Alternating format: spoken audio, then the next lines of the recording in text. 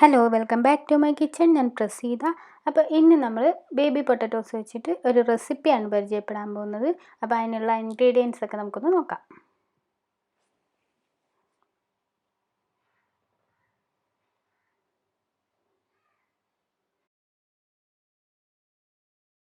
അപ്പോൾ ആദ്യം തന്നെ നമ്മൾ ബേബി പൊട്ടറ്റോസ് എടുത്തിട്ടൊന്ന് പുഴുങ്ങിയെടുക്കണം. കുറച്ച് വെള്ളം ഒഴിച്ചിട്ട് ഒരൊറ്റ വിസിലെടുത്താൽ മതി, കൂടുതൽ വേവേണ്ട ആവശ്യമില്ല. അത് വെന്തതിന് ശേഷം നമ്മളൊന്ന് പീൽ ഓഫ് ചെയ്തിട്ട് ഇതാണൊക്കെ ഒരു ഫോർക്കോ ടൂത്ത് പിക്കോ വെച്ചിട്ട് അതിൽ ഹോളിട്ടെടുക്കണം.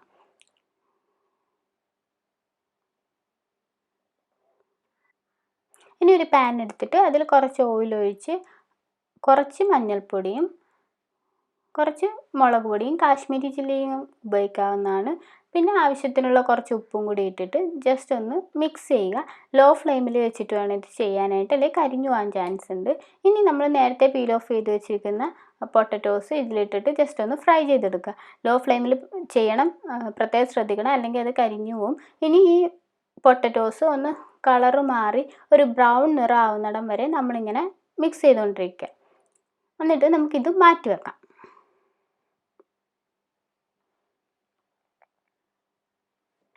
എന്നിട്ട് ആ സെയിം പാനിലോട്ട് തന്നെ കുറച്ച് മസാലാസ്, ഞാനിപ്പോൾ വറ്റൽമുളകും പട്ടയും ഗ്രാമ്പും ഒക്കെ എടുത്തിട്ടുള്ളൂ, ഏത് വേണമെങ്കിലും എടുക്കാവുന്നതാണ്. അത് ജസ്റ്റ് ഒന്ന് ചൂടായി കഴിയുമ്പോൾ അതിൻ്റെ അകത്തൊരു മീഡിയം സവോള ഇട്ട് നന്നായിട്ടൊന്ന് മിക്സ് ചെയ്യുക. ആ സെയിം പാനിൽ തന്നെ മതി, വേറെ എടുക്കേണ്ട ആവശ്യമൊന്നുമില്ല. പിന്നെ സവോള എങ്ങനെ വേണമെങ്കിലും അരിയാം, ഇത് നമുക്ക് അരച്ചെടുക്കാനുള്ള. ഇതിലേക്ക് നമ്മൾ തക്കാളിയും കൂടി ഇട്ടിട്ട് നന്നായിട്ടൊന്ന് മിക്സ് ചെയ്തെടുക്കണം. പിന്നെ ഇഞ്ചി വെളുത്തുള്ളി പേസ്റ്റ് നന്നായിട്ട് മിക്സാക്കി കഴിഞ്ഞിട്ട് ഒരു 7-8 കാഷ്യൂനട്ടും കൂടി ചേർത്ത് നന്നായിട്ട് മിക്സ് ചെയ്യണം. ഇനി ആവശ്യത്തിന് ഉപ്പ് ചേർക്കണം. ഇത് ആദ്യം ചേർത്താലും മതി, ഞാനിപ്പോൾ ചേർത്തുന്നേ ഉള്ളൂ. പിന്നെ ഇത് നമ്മൾ തണുത്ത് കഴിയുമ്പോഴത്തേക്കും ഒന്ന് അരച്ചെടുക്കണം. നല്ല പേസ്റ്റായിട്ട് വേണം അരച്ചെടുക്കാനായിട്ട്. എന്നിട്ട് ആ സെയിം പാനിൽ തന്നെ കുറച്ച് ജീരകം, ചെറിയ നല്ല ജീരകം വേണം ഇടാൻ, ഇട്ട് പൊട്ടിച്ചിട്ട് അതിലേക്ക് നമ്മൾ നേരത്തെ അരച്ച് വെച്ച മിക്സ് ഇടണം.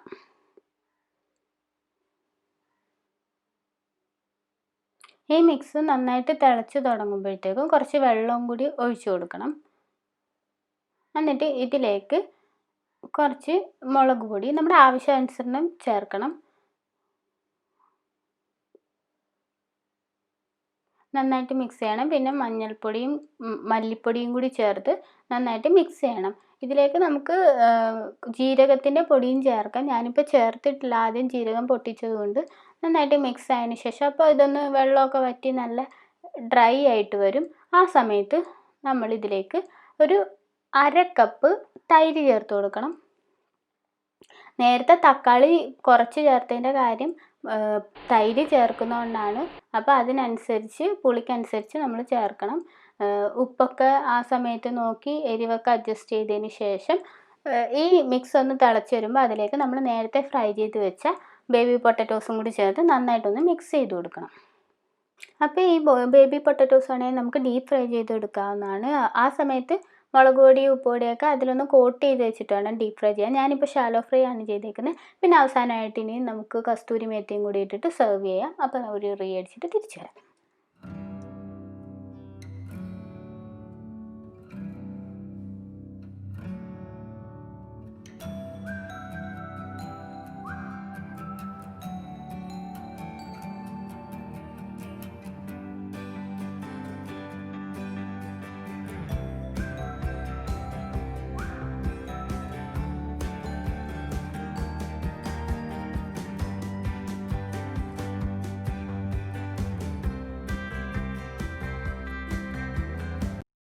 അപ്പോൾ ഈ സിമ്പിൾ റെസിപ്പി എല്ലാവരും ട്രൈ ചെയ്ത് നോക്കുക. പൊറോട്ടയുടെ കൂടെയും ചപ്പാത്തിയുടെ കൂടെയൊക്കെ സെർവ് ചെയ്യാവുന്നതാണ്.